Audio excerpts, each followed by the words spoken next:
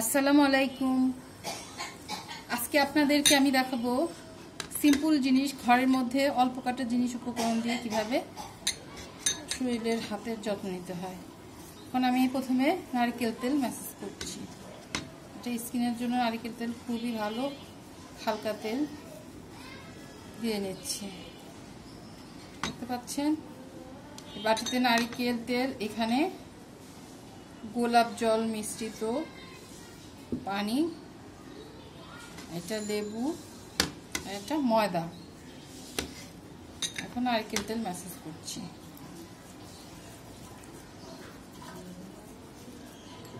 এর মধ্যে এখন লেবু রস দিব। দেখতে পাচ্ছেন লেবু রস চিপে লেবু রস দিচ্ছি, যাতে ময়লা দাগটা উঠে যায়।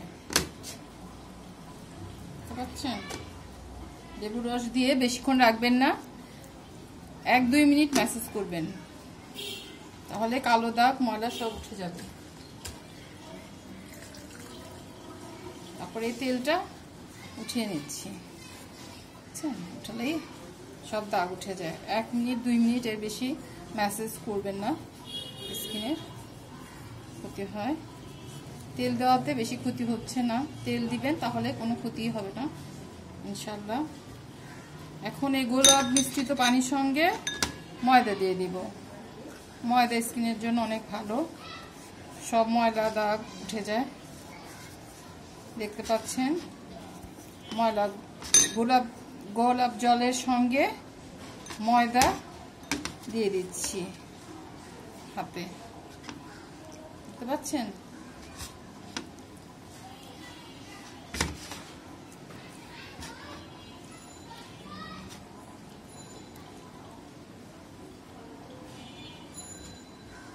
প্রথমে তেল ম্যাসাজ করলাম, তারপরে গোলাপ জল পানি দিয়ে, তারপরে লেবু দিলাম, তারপরে হাতটা মুছে ময়দা দিয়ে দিলাম। এখন শুকাচ্ছি।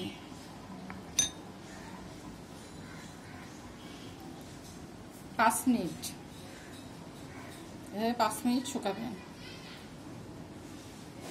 দেখতে পাচ্ছেন 5 মিনিট রেখে দিবেন। 5 মিনিট, অনলি 5 মিনিট। তারপরে ভিজা একটা রুমাল দিয়ে মুছে ফেলবেন। দেখেছেন কি সুন্দর হয়েছে, চকচক করছে। সহজ কটা ঘরে থাকার উপকরণ দিয়ে যে স্কিন সুন্দর হয়, চামড়া সুন্দর হয়, সেটা দেখিয়ে দিলাম। দেখেছেন হাতটা কত সুন্দর দেখা যাচ্ছে, চকচক করছে, কোনো ক্ষতি হবে না ত্বকের। মাত্র 5 মিনিট রাখবেন।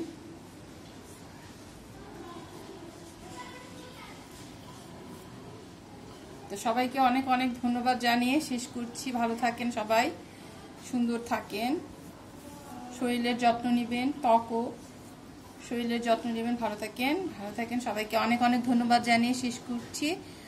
আল্লাহ হাফেজ।